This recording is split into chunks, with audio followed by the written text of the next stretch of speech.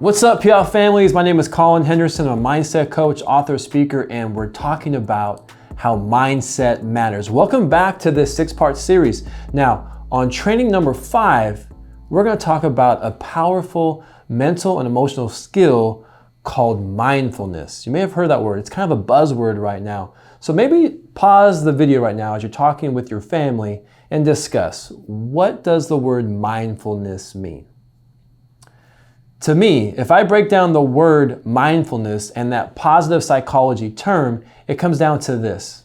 Mindfulness is the practice of self-awareness through being present without judgment.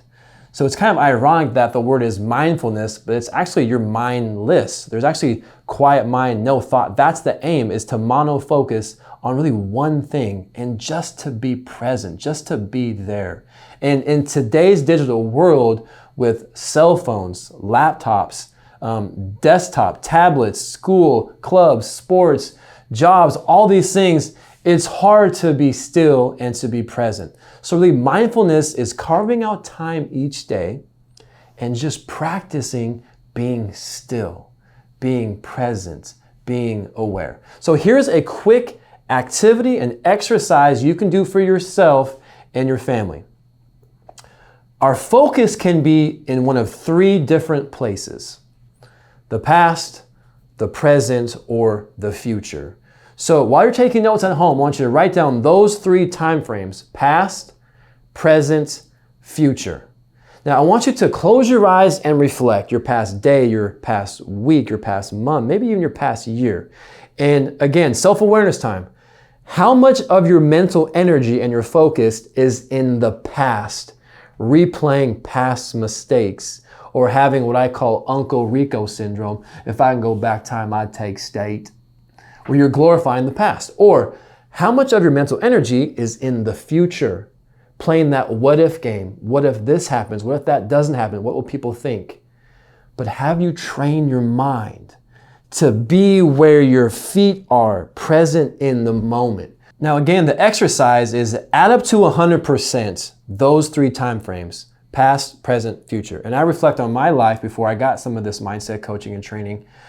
My energy was probably 45% in the past, 50% probably in the future, and maybe only 5% in the here and now, because I would just be micromanaging my every single move and overly judging my every step, and I just wasn't present. But it wasn't until I just got a hold of some research that showed how powerful mindset training and mindfulness strategies, how it affects your brain, how it affects your body. You're more present, you're healthier, you're able to think more clear. And it just feels good to just cleanse your mind, do a body scan, and just connect to the here and now. This helps with stress, helps with anxiety. It's a phenomenal mental skill to train. So take a moment as a family, maybe discuss, talk about this. How much of your focus is reliving? How much of your focus is pre-living? But how much of your energy is in the here and now? Do that activity now. Now, the research from Dr. Ken Ravizza at Cal State Fullerton, his research, he actually passed away 2 years ago. And what his research found is that peak performers spend 80% or more of their mental energy in the present moment. If I'm doing live events, I like to yell at the audience, "Where are you?" And I teach them to say, "Right here." The goal is to be right here. Now, I'm going to teach you there are 2 types of mindfulness that we can do. One is called single point of focus mindfulness, and the other is what I call active mindfulness. Before we get into that training, let's learn from some of our thought leaders in the Puyallup School District on how mindset matters. Looking at this as a challenge as opposed to, oh my God, this happened to me. Look at it as, okay, what do I need to do to overcome this? How can I take care of myself to do this? And what steps do I need to take to make my day better today? And then set a goal for tomorrow. What can I do to make my life better tomorrow? And then just keep following that up. And over the course of time, it'll take care of itself. It's just focusing on what positive steps can I take to get through this moment, this hour, the next hour. It'll take care of itself. That's great. It'll take care of itself.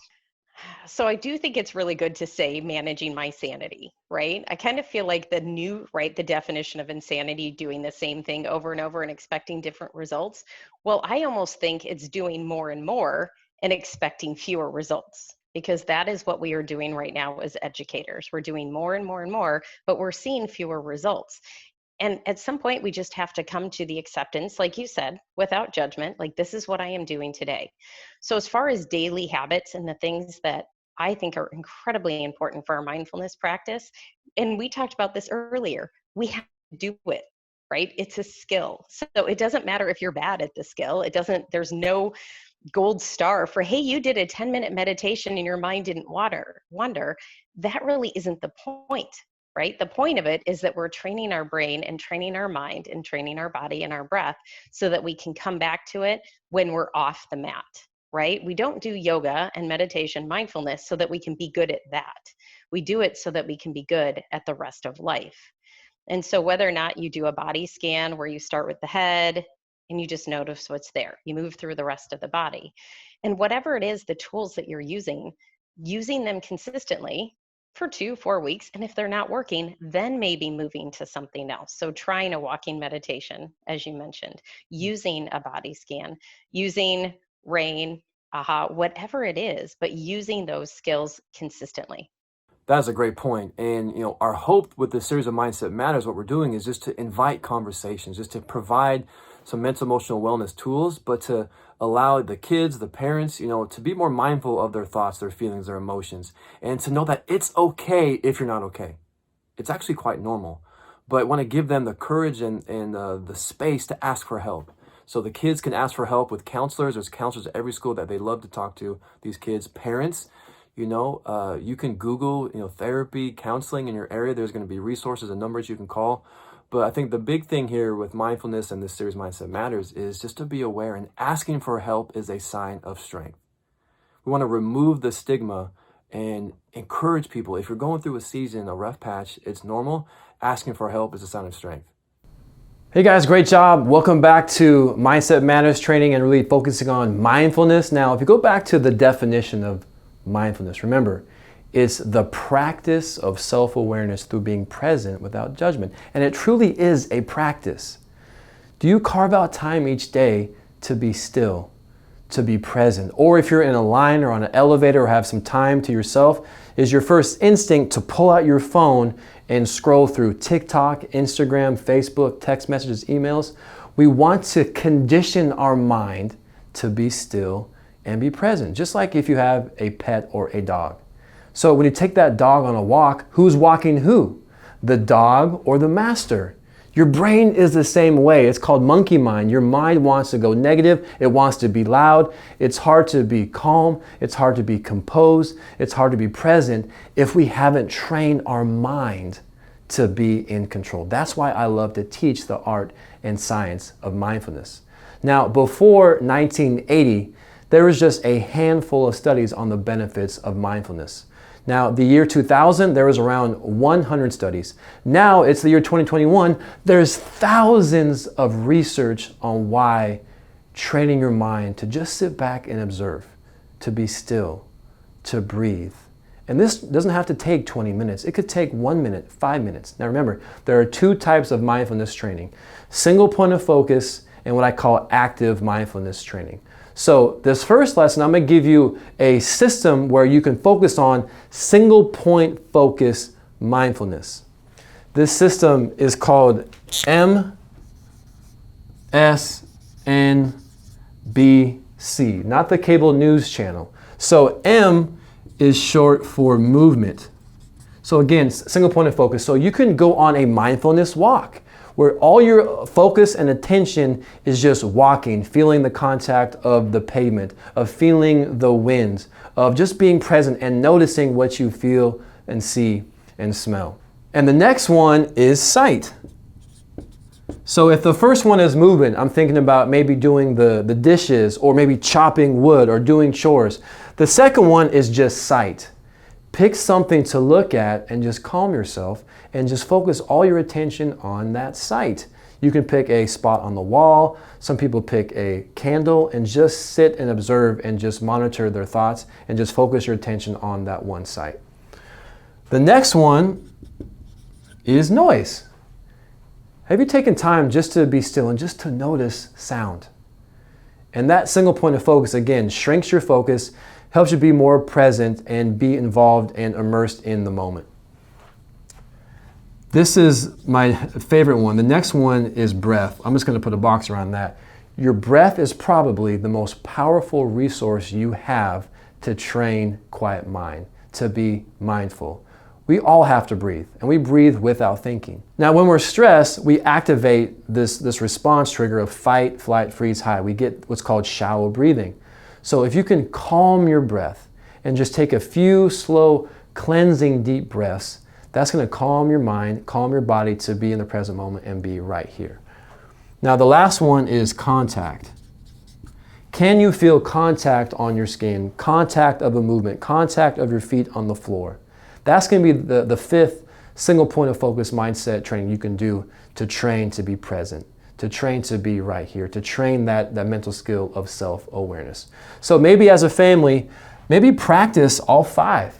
Maybe pick movement, move around, just focus on moving your body, focus on, let's pick out one thing to look at. Now, Seattle Seahawks quarterback Russell Wilson, one of his mental skills that he does before each game is to pick one focal point on the field or the bleachers or the stands or the stadium to calm his mind, to recenter his mind.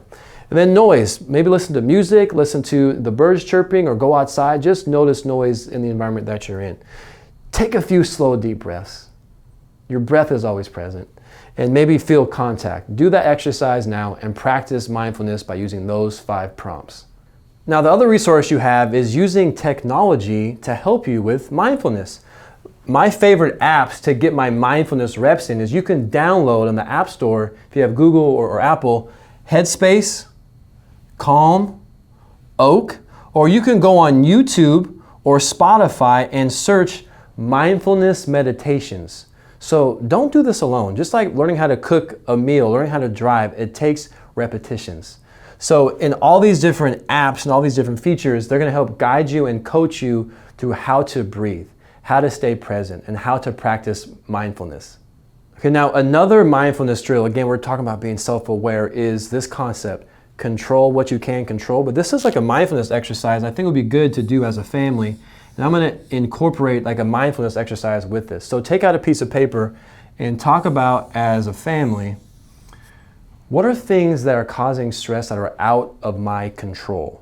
I want to write those outside of this frame. What are things that we cannot control? Like the weather, COVID, other people, outcomes, results. But write down what you can control. Your attitude, your effort, your self-talk, how you show up, what you choose to focus on. So that's a good exercise to control what you can control. That's a good drill mentally. But I'm going to teach you a mental drill really that I call frame your focus. To frame your focus. Don't let this outside noise that you can't control infiltrate your confidence and your focus. If we can block out those things that are negative that we can't control, now a way we do this is I call frame your focus. And this is called box breathing. So this is my number one tool to help me fall asleep. If I'm feeling stressed, I trace the box with my breath in my mind. So I start at the bottom right, I take an inhale, trace the box in my mind, going left. Exhale, trace the box going up. Inhale, trace the box. Exhale, going out. So I want you to, maybe just for 10 seconds, 15 seconds, trace this box in your mind with your breath. So breathe in, tracing the box. Breathe out, tracing the box. Breathe in, breathe out. Now try this one time with your eyes shut. It's called box breathing. Frame your focus. Stay in your frame. Breathe in, trace the box in your mind. Breathe out, trace the box in your mind. Breathe in, breathe out. Now when you have this focus of MSNBC or box breathing, this is called thought substitution. We only focus on one thought at a time. So having this mindfulness drill to be in control of your thoughts, what you focus on, negative thoughts can't come in. This is a great strategy. Control what you can control, but use this box breathing technique to stay present. Now I'm going to teach you a mental drill that I call the 4-minute mental workout, or the HA method. This is taking a lot of these scientific concepts and bringing them into one simple system. So it's really 4 steps, and each step takes 1 minute. I'm going to challenge you to get your mental reps in, get your mindfulness reps, and use mindfulness training to create clarity and attract abundance. The first one is to breathe. Take 1 minute, just like Ariana Grande says, just keep breathing and breathing and breathing. Just take 1 minute to connect to your body, unlock tension, and slow down your breathing. That slow exhale signals your subconscious you're not in danger.